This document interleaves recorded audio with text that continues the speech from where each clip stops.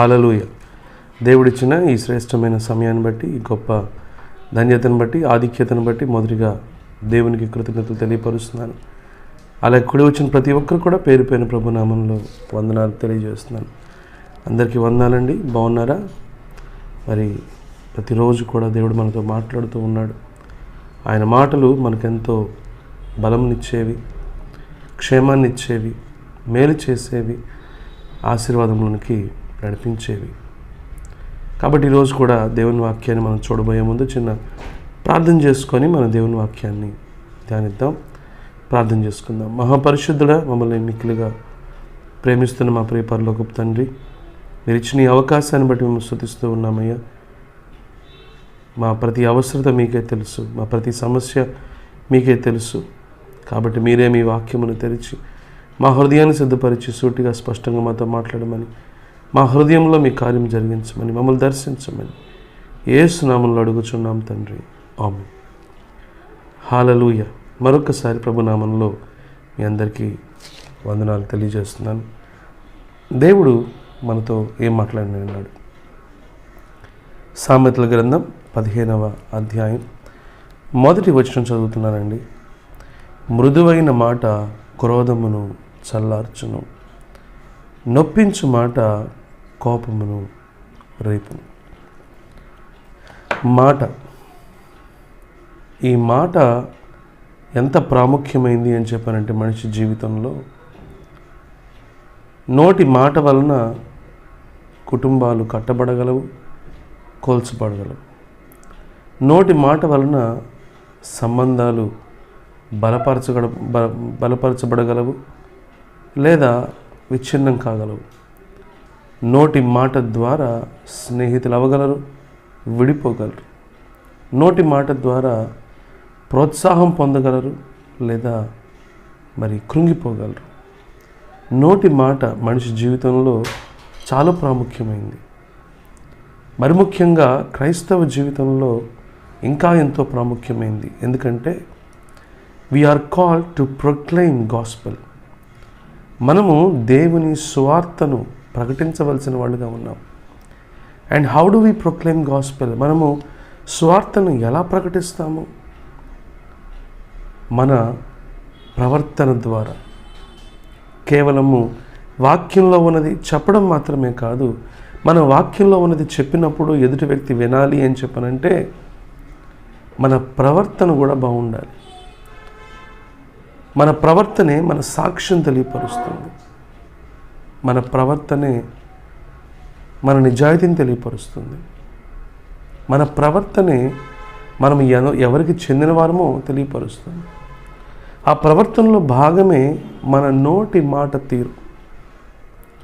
ఈరోజు చాలామంది క్రైస్తవులు అనబడుతున్నవారు, చక్కగా మందిరానికి వెళుతున్నవారు, ప్రార్థనలు చేస్తున్నవారు, పరిచర్యలో ఉంటున్నవారు, మరి వారి జీవితంలో ఉన్న ఒక బలహీనత ఏంటి అని చెప్పనంటే మాట తీరు సరిగ్గా లేకపోవడం.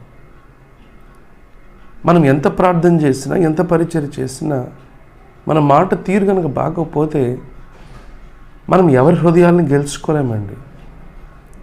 మనము ఎవరి మన్నలను పొందలేమండి. దేవుని వాక్యంలో కనుక మనం చూసినట్లయితే ఆది అపోస్తుల సంఘములో అపోస్తుల కార్యములు 2వ అధ్యాయంలో ఆది అపోస్తుల సంఘం యొక్క ప్రవర్తనని చూసి ఆ చుట్టుపక్కల వాళ్ళందరూ కూడా ఎంతో ఆశ్చర్యపడ్డారు. వీళ్ళ ప్రవర్తన ఎలాగుంది అని చెప్పనంటే దేవుని ఎరగని వారి దయను పొందుకునే విధంగా ఉంది. వీరి ప్రవర్తన అనేకుల్ని ఆకర్షించింది. అనేకులు దేవుని రాజ్యములో, సంఘములో ప్రతి దినము చేర్చబడ్డారు. గమనిస్తున్నారా? ఈరోజు మన నోటి మాట ద్వారా ఒకరిని దేవుని రాజ్యంలోకి చేర్చగలము లేదా దేవుని రాజ్యంలోనికి రాకుండా అడ్డుబండలుగా కూడా ఉండగలము. దుఃఖకరమైన విషయం ఏమిటి అని చెప్పనంటే మనము మేలు చేయాల్సిన వాళ్ళము కీడు చేస్తున్న వాళ్ళుగా ఉన్నాం. దేన్ని బట్టి? నోటి మాటను బట్టి. వాక్యం రాయబడిన మాట మృదువైన మాట క్రోధమును చల్లార్చును. మృదువైన మాట అంటే మన మాట తీరు. ఎదుటి వ్యక్తి కోపంగా మాట్లాడారని మనం కూడా ఏం చేస్తాం? కోపంగా మాట్లాడతాం. ఎదుటి వ్యక్తి ఏదైనా కష్టాన్ని కలిగించినప్పుడు ఏం చేస్తాం? కోపంగా మాట్లాడతాం. ఎదుటి వ్యక్తి మనల్ని బాధించినప్పుడు లేదా మనల్ని గాయపరిచినప్పుడు ఏం చేస్తూ ఉంటాం? కోపంగా మాట్లాడుతూ ఉంటాం. ఏదన్నా ఎవరి ద్వారా సమస్య వచ్చినప్పుడు మనం ఏం చేస్తూ ఉంటాం? కోపంగా మాట్లాడుతూ ఉంటాం. అయితే దేవుని వాక్యము మనకు తెలియపరుస్తున్న మాట, ఎదుటి వాళ్ళు కోపంగా మాట్లాడారు కదా అని చెప్పనని మనం కోపంగా మాట్లాడాల్సిన అవసరం లేదు. మనము జగడాన్ని కలిగించేవారిగా, గొడవల్ని పెంచేవారిగా, అసమాధానాన్ని పెంచేవారిగా ఉండడానికి పిలువబడలేదు, కానీ కోపాన్ని తగ్గించేవారిగా, అసమాధానాన్ని పోగొట్టేవాళ్ళుగా, గొడవల్ని ఆపేవారిగా మనం ఉండడానికి పిలువబడ్డాం. వాక్యంలో రాయబడిన మాట మత్తయి సువార్త 5వ అధ్యాయంలో, సమాధానపరచువారు ధన్యులు, వారు దేవుని కుమారులు అనబడుదురు. అవునండి, ఎలా సమాధానపరుస్తాం? మనం సమాధానపరిచినప్పుడు మనం దేవునికి చెందిన వారమని, మనం సమాధానపరిచినప్పుడు మనం దేవుని బిడ్డలమని, మనం సమాధానపరిచినప్పుడు మనము దేవునికి చెందిన వారమని ప్రపంచం గుర్తిస్తుంది. సమాధానపరిచే దాంట్లో ప్రాముఖ్యమైన పాత్ర వహించేది ఏంటి? మన నోటి మాట. మృదువైన మాట ఏం చేస్తుందంటే అండి, క్రోధమును చల్లార్చును, నొప్పించు మాట కోపమును రేపును. సూటిపోటి మాటలు మాట్లాడుతూ ఉంటారు కొంతమంది. భార్యాభర్తల మధ్యలో కూడా ఎన్నో గొడవలకి కారణం ఏమిటంటే మాట తీరు, మాట్లాడే విధానం. చిన్న చిన్న ప్రాబ్లమ్సే ఉంటాయి ఏదో ఒకటి. అయితే ఆ చిన్న చిన్న ప్రాబ్లమ్స్ని హ్యాండిల్ చేసే విధానం తెలియక నోరు పారేసుకుంటూ ఉంటారు. భర్త ఏదో అన్నాడని భార్య, భార్య ఏదో అందని చెప్పని భర్త. వీరిరువురు కూడా వారి నోటి మాటల ద్వారా ఒకరికొకరు దూరం అయిపోతున్న పరిస్థితి, విడాకుల ద్వారా విడిపోతున్న పరిస్థితి. ఎంత ఘోరమండి! ఎంతోమంది ప్రాణ స్నేహితులుగా ఉన్నవారు నోటి మాటను బట్టి, నోటి దురుసును బట్టి ఆ స్నేహము విడిపోతున్న పరిస్థితి.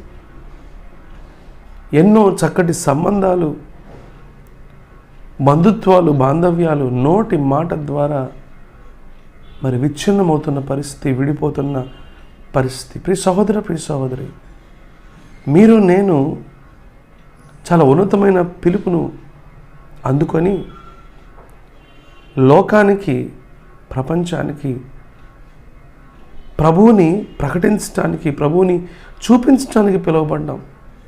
అందరిలాగా మనం ప్రవర్తిస్తే, అందరిలాగా మనం మాట్లాడితే మనం ప్రభువుని చూపించలేము, ప్రకటించలేము, ఎవరిని కూడా ప్రభు కొరకు సంపాదించలేము. దేవుడిచ్చిన గొప్ప వరము మన నోరు. ఈ నోరు ప్రభువుకి అనుకూలంగా మాట్లాడాలి, ప్రభువుని మహింపరిచేలాగా మాట్లాడాలి, ప్రభువుని ఘనపరిచేలాగా, ప్రభువుని కనపరిచేలాగా మాట్లాడాలి. అంటే మృదువైన మాట. అవతల వాళ్ళు కోపంగా మాట్లాడుతున్నప్పుడు మనం కూడా కోపంగా మాట్లాడితే, మనం కూడా అదే ప్రకారంగా రియాక్ట్ అయితే అక్కడ సిచ్యువేషన్ అంతా మారిపోతుంది. అవతల వాళ్ళు కోపంగా మాట్లాడినప్పుడు, మనం మృదువుగా మాట్లాడినప్పుడు అవతల వాళ్ళు అంత అగ్రెసివ్నెస్ తగ్గించుకుంటారు. గమనిస్తున్నారా? కాబట్టి మీ కుటుంబంలో అయినా, మీ సంఘంలో అయినా, మీ చుట్టుపక్కల వారితో అయినా, మీ ఆఫీస్లో అయినా, మీ కాలేజెస్లో అయినా, స్కూల్స్లో అయినా సరే, ఎదుటి వాళ్ళు కోపంగా మాట్లాడారు కదా అని చెప్పినని దయచేసి కోపంగా మాట్లాడొద్దు. ఎదుటి వాళ్ళు దూషిస్తున్నారు కదా అని చెప్పని దూషించొద్దు. ఎదుటి వాళ్ళు ఇష్టానుసారంగా ఎంత పడితే అంత, ఏది పడితే అది మాట్లాడుతున్నారు కదా అని చెప్పని మాట్లాడొద్దు. మనము దేవుని బిడ్డలమైనప్పుడు దేవునికి మహిమకరంగా ఈ నోటిని వాడవలసిన వాళ్ళుగా మనం ఉన్నాం. తద్వారా దేవుని ప్రేమను, దేవుని కృపను, దేవుని దయను, దేవుని పరిశుద్ధతను చూపించవలసిన వాళ్ళుగా ఉన్నాం. అవునండి, యెషయా లాంటి ప్రవక్త దేవుని దర్శనాన్ని పొందుకున్నప్పుడు అతను కేకలు వేస్తున్నాడు. ఏమన్నా తెలుసా?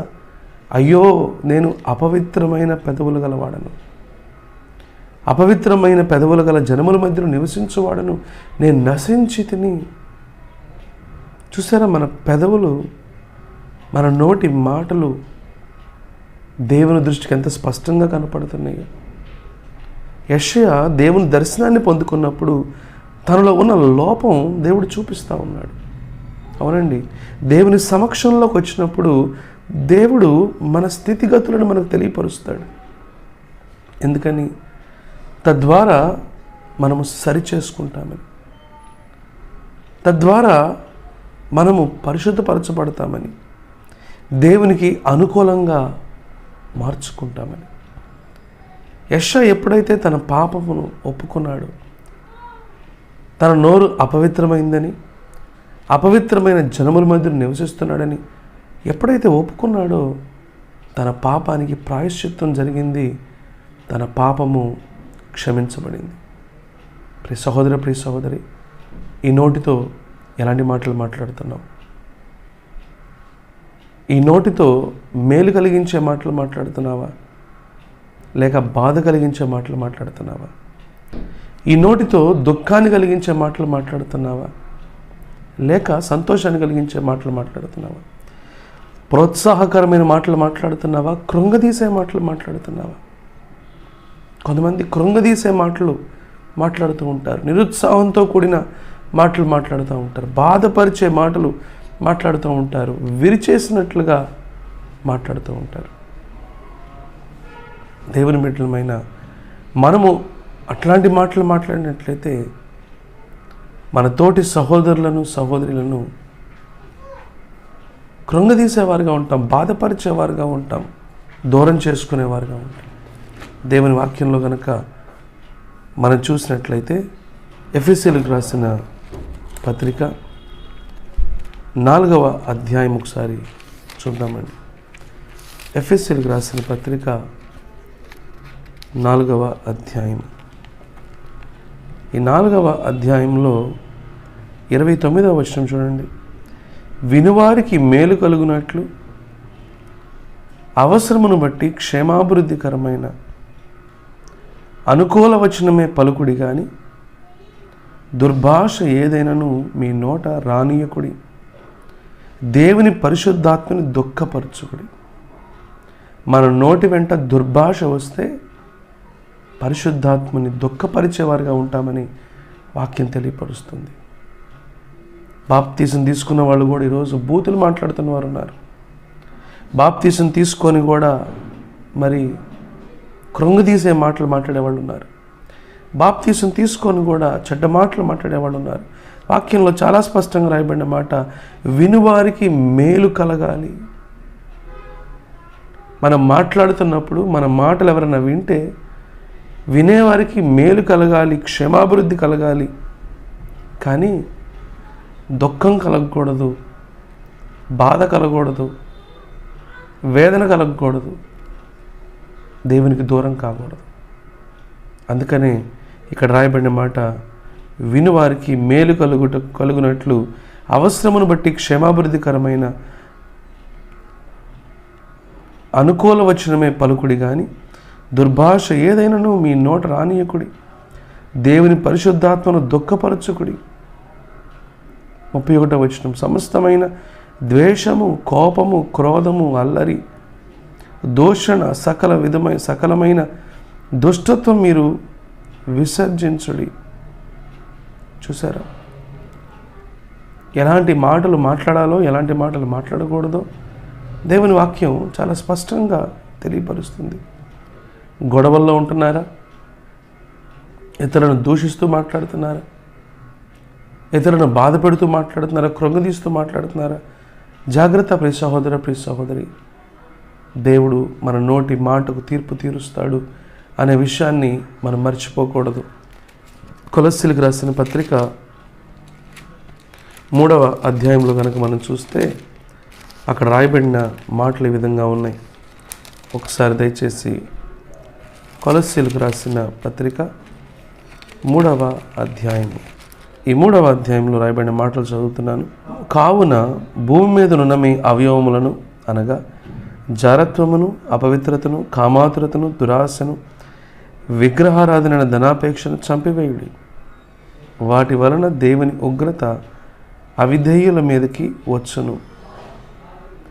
ఇప్పుడైతే మీరు కోపము, ఆగ్రహము, దుష్టత్వము, దూషణ, మీ నోట బూతులు అను వాటన్నిటినీ విసర్జించుడి. ఒకరితో ఒకడు అబద్ధమాడకుడి. చూసారా, నోటి వెంట బూతులు రాకూడదంట, నోటి వెంట దుర్భాష రాకూడదంట, నోటి వెంట కఠినమైన మాటలు రాకూడదంట. ప్రియ సహోదర, ప్రియ సహోదరి, మన నోటి మాటకు తీర్పు ఉంటుంది అనే విషయాన్ని మనం మర్చిపోకూడదు. అలాగే ఒకరితో ఒకరు అబద్ధములు ఆడకూడదు అని చెప్పనని వాక్యం తెలియపరుస్తుంది. ఈరోజు ప్రతి చిన్నదానికి అబద్ధం, ప్రతి చిన్న విషయానికి, పెద్ద విషయానికి అబద్ధం చెబుతున్నాం. దేవుడు మనకు నోరిచ్చింది నమ్మకంగా దేవుని సత్యాన్ని ప్రకటించేవారుగా ఉండడానికే, కానీ మనమే అబద్ధాలు మాట్లాడితే లోకానికి మనం ఏం చూపిస్తుందని చెప్పండి. వెలుగు ఫలమేమనగా సమస్త విధమైన మంచితనము, సత్యము, నీతి అనే దాంట్లో ఉందని చెప్పని దేవుని వాక్యం తెలియపరుస్తుంది. మనం దేవుని బిడ్డలమైతే మన మాటల్లో యథార్థత ఉండాలి, సత్యం ఉండాలి.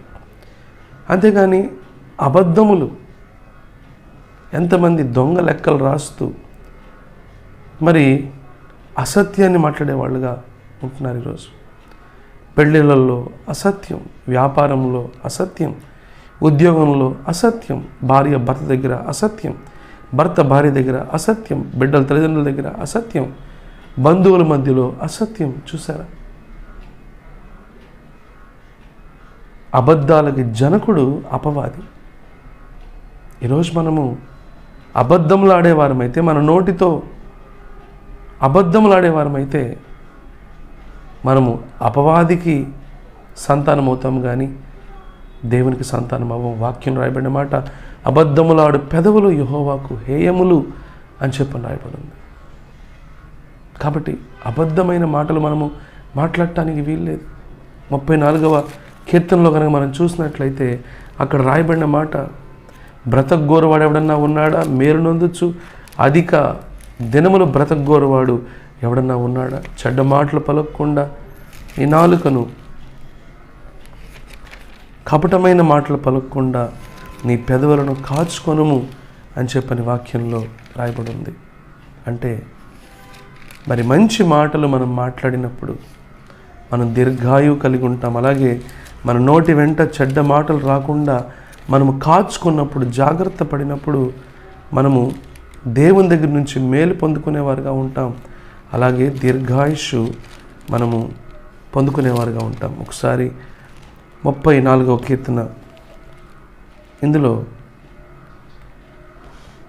ఈ మాటలు చదువుతున్నాను. 34వ కీర్తన 13వ వచనము, చెడ్డ మాటలు పలకకుండా నీ నాలుకను, కపటమైన మాటలు పలకకుండా నీ పెదవులను కాచుకొను. కపటమైన మాటలు అంటే అబద్ధాలే, మోసపూరితమైన మాటలు, లోపల ఒకటి పెట్టుకొని బయటకు ఇంకోటి మాట్లాడటం. మోసపూరితమైన మాటలు మాట్లాడటానికి కాదు మనం పిలువబడింది. యథార్థమైన మాటలు, సత్యమైన మాటలు. కొంతమంది బైబిల్ పట్టుకొని చెబుతున్నాను, బైబిల్ మీద ఒట్టేసి చెబుతున్నాను, మందిరంలో ఉండి చెబుతున్నాను, ఇలాంటి మాటలు మాట్లాడుతూ ఉంటాను. నువ్వు దేవుని బిడ్డవైతే నువ్వు మందిరంలో ఉన్నా, బైబిల్ పట్టుకోకపోయినా, బైబిల్ పట్టుకున్నా, నువ్వు ఎక్కడున్నా, ఏ పరిస్థితిలో ఉన్నా నీ నోటి వెంట సత్యమే రావాలి, కానీ అసత్యము రాకూడదు. ప్రభు చెబుతున్న మాట, శాస్త్రులు పరిసయ్యులను ఉద్దేశించి మరి ప్రభు చెబుతున్న మాట ఏంటో తెలుసా అండి? మత్తయి సువార్త 15వ అధ్యాయంలో కనుక మనం చూస్తే, you are honouring me with your lips but your hearts are far away from me. మీరు మీ నోటి మాటల చేత నన్ను ఘనపరుస్తున్నారు, కానీ మీ హృదయం నాకు దూరంగా ఉంది. అంటే ఏంటి? కపటమైన మనసు. నోటితోనేమో దేవుని స్తుతిస్తున్నారు, కానీ హృదయంలో ఏముంది? కపటం ఉంది. ప్రియ సహోదరుడా, ప్రియ సహోదరి, రోజు నోటితో స్తుతిస్తూ హృదయంలో దేవునికి దూరంగా ఉంటున్నావా? నోటితోనేమో నీవుంటే నాకు చాలు యేసయ్యా అని చెప్పని అంటూ, హృదయంలోనేమో ఆయన తప్ప అన్నీ కావాలని చెప్పనని కోరుకుంటున్నామా? ప్రియ సహోదర, ప్రియ సహోదరి, ఈరోజు మనము కపటమైన మాటలు మాట్లాడేవారుగా ఉండకూడదు. అబద్ధమైన మాటలు మాట్లాడేవారుగా ఉండకూడదు. అసత్యమైన మాటలు మాట్లాడేవారుగా ఉండకూడదు. మనము సత్యమును మాట్లాడాలి, సత్యమును జరిగించాలి, సత్యమునే జీవించాలి. ప్రకటన గ్రంథం 21వ అధ్యాయము. గొర్రెపిల్ల యొక్క జీవ గ్రంథమందు వ్రాయబడిన వారే దానిలో ప్రవేశించరు, కానీ నిషిద్ధమైనది ఏదైనాను, అసహ్యమైన దానిని, అబద్ధమైన దానిని జరిగించువాడైనను దానిలోనికి ప్రవేశింపడు. చూసారా? దేవుని రాజ్యములో ప్రవేశించాలన్నా సరే మన జీవితంలో అసత్యం ఉండకూడదు, అసత్యమును మాట్లాడకూడదు, అసత్యమును జరిగించకూడదు. కాబట్టి ప్రియ సహోదర, ప్రియ సహోదరి, మన నోటి మాట విషయంలో మనం బహు జాగ్రత్త కలిగిన వారుగా ఉండాలి అని చెప్పని దేవుని వాక్యము తెలియపరుస్తుంది. అలాగే ఎఫెసీయులకు రాసిన పత్రిక 5వ అధ్యాయంలో కనుక మనం చూసినట్లయితే 6వ వచనంలో, వ్యర్థమైన మాటల వలన ఎవడును మిమ్మను మోసపరచనీయకుడి, ఇట్టి క్రియల వలన దేవుని ఉగ్రత అవిధేయులైన వారి మీదకి వచ్చును, కనుక మీరు అట్టి వారితో పాలివారై ఉండకుడి.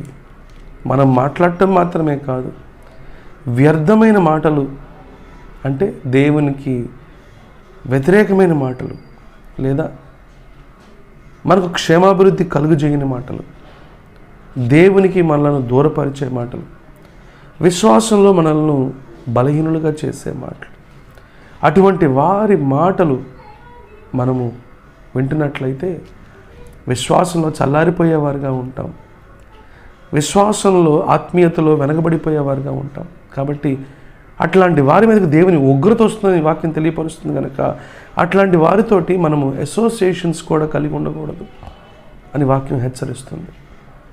అంటే సహవాసము చేయకూడదు, సాంగత్యం చేయకూడదు అని వాక్యం తెలియపరుస్తుంది. దుష్టుల ఆలోచన చొప్పున నడవక, పాపల మార్గం నిలవక, అపహాసకులు కూర్చుండ చోటను కూర్చుండక అని చెప్పని రాయబడింది కదా. అపహాసకులు ఎవరు? వెళ్ళేవారిని, వచ్చేవారిని కామెంట్ చేస్తూ, ఎదుటి వాళ్ళల్లో ఉన్న చిన్న చిన్న లోపాలని, బలహీనతల్ని ఎత్తి చూపిస్తూ పరిహాసం చేసేవాళ్ళు. అటువంటి వారు గర్విష్ఠులు. దేవునికి గర్విష్ఠులన్నా, అహంకారులన్నా అసహ్యం కదా. కాబట్టి అటువంటి వారితో మనము అసోసియేట్ అయ్యేవారుగా ఉండకూడదు అని దేవుని వాక్యం తెలియపరుస్తుంది. ప్రియ సహోదరుడా, ప్రియ సహోదరి, వ్యర్థమైన మాటలు మాట్లాడుతున్నావా? జాగ్రత్త. మన నోటి వెంట ఇతరులకు మేలు కలిగే మాటలు, క్షేమాభివృద్ధి కలుగజేసే మాటలు ఉండాలి, కానీ వ్యర్థమైన మాటలు, పనికిరాని మాటలు, దేవునికి దూరపరిచే మాటలు, విశ్వాసములో మరి క్షీణింపజేసే మాటలు మనం మాట్లాడితే దేవుని ఉగ్రత వస్తుందని వాక్యం తెలియపరుస్తుంది. వాగ్దాన దేశంలోనికి వెళ్ళవలసిన ఇశ్రాయేలు ప్రజలు బోర్న ఏడుస్తున్నారు. ఎందుకని ఏడుస్తున్నారు అని చెప్పనంటే, వారి దగ్గరికి తీసుకొచ్చిన రిపోర్ట్, మరి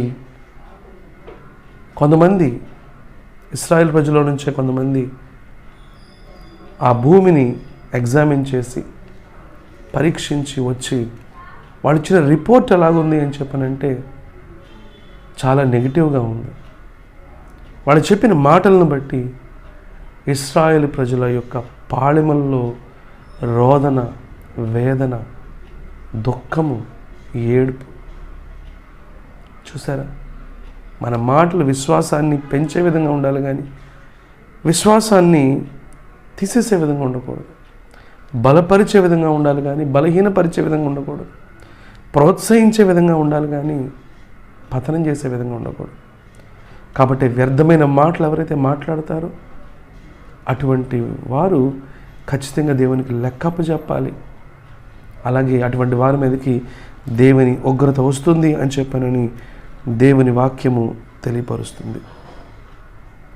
అలాగే మరి ఇదే 5వ అధ్యాయంలో కనుక మనం చూసినట్లయితే 3వ వచనం చదువుతున్నాను. మీలో జారత్వమే కానీ, ఏ విధమైన అపవిత్రతయే కానీ, లోభత్వమే కానీ వీటి పేరైనను ఎత్తకూడదు. ఇదే పరిశుద్ధులకు తగినది. కృతజ్ఞతా వచనమే మీరు ఉచ్చరింపవలను, కానీ మీరు బూతులైనను, పోకిరీ మాటలైనను, సరసోక్తులైనను ఉచ్చరింపకూడదు. ఇవి మీకు తగవు. చూసారా, ఏం మాట్లాడాలో ఏం మాట్లాడకూడదో కూడా దేవుడు తెలియపరుస్తున్నాడు. ఏం మాట్లాడాలంటే కృతజ్ఞతా వచనమే మీరు ఉచ్చరింపవలెను. అపవిత్రతే కానీ, లోభత్వమే కానీ వీటి పేరేను ఎత్తకూడదని చెప్పిన వాక్యం తెలియపరుస్తుంది. సరసోక్తులు మాట్లాడకూడదు అని వాక్యం తెలియపరుస్తుంది. ఈరోజు సినిమాలను చూసి ఆ సినిమా మాటలు మాట్లాడుతూ ఉంటారు కొంతమంది, దేవుని సన్నిధికి వచ్చేవాళ్ళు కూడా. దేవుడు చాలా స్పష్టంగా తెలియపరుస్తున్నాడు, సరసోక్తులు మాట్లాడటానికి వీల్లేదు, అపవిత్రమైన మాటలు మాట్లాడటానికి వీల్లేదు, లోభత్వంతో కూడిన మాటలు మాట్లాడటానికి వీల్లేదు, వాటి పేరు కూడా ఎత్తడానికి వీల్లేదు. ఇది పరిశుద్ధులకు తగదు అని చెప్పనని దేవుని వాక్యం తెలియపరుస్తుంది. ప్రియ సహోదర, ప్రియ సహోదరి, ఈరోజు మన నోటి మాటలు ఎలాగున్నాయి?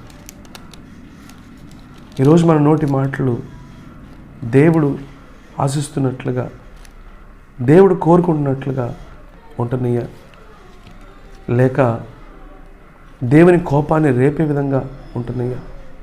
కొలస్సీలకు రాసిన పత్రిక మరి 4వ అధ్యాయంలో కనుక మనం చూసినట్లయితే మనము జవాబు ఎలా ఇవ్వాలో కూడా, ఉప్పు వేసినట్టు మన సంభాషణ ఎప్పుడు కూడా రుచికరమైనదిగా ఉండాలని చెప్పని దేవుని వాక్యం తెలియపరుస్తుంది. ఒకవేళ ఎదుటి వాళ్ళు మనల్ని ప్రశ్నించినప్పటికి కూడా మనం మాట్లాడే విధానం, మనం మాట్లాడే తీరు ఉప్పు వేసినట్టు రుచికరముగా, కృపాసహితంగా ఉండాలి. కానీ దూషించే విధంగా, ద్వేషించే విధంగా, పగ సాధించే విధంగా, ఏదో ఆర్గ్యుమెంట్ని గెలిచే విధంగా మన మాటలు ఉండకూడదు అని చెప్పని దేవుని వాక్యం తెలియపరుస్తుంది. ప్రియ సహోదర, ప్రియ సహోదరి, డిబేట్లు గెలవడం కాదు మనకు కావాల్సింది, మనసులను గెలుచుకోవాలి, మనుషులను గెలుచుకోవాలి. అలాగే ఇతరుల మీద కొండెములు చెప్పేవారిగా మనం ఉండకూడదని చెప్పానని 15వ కీర్తనలో దేవుని వాక్యం రాయబడింది. ఇతరులకు తీర్పు తీర్చే మాటలు మాట్లాడకూడదని చెప్పానని దేవుని వాక్యం తెలియపరుస్తుంది. కాబట్టి ఈరోజు మన నోటి మాటలను బట్టి మనం జాగ్రత్త కలిగి ఉందాం. మన నోటి మాటల విషయంలో ప్రభు సహాయం కోరుకుందాం. ప్రభువుకి అనుకూలమైన వచనము, ఇతరులకు క్షేమాభివృద్ధి కలుగజేసే వచనములను మాట్లాడదాం. చివరిగా ఈ మాట చదువుకొని ముగిద్దాం. బుద్ధిహీనుల నోరు మూఢవాక్యములను కృమ్మరించును, అలాగే జ్ఞానుల నాలుక మనోహరమైన జ్ఞానాంశములను పలుకును. కాబట్టి అటువంటి కృప దేవుడు మనందరికీ అనుగ్రహించునుగాక. ఆమెన్. God bless you.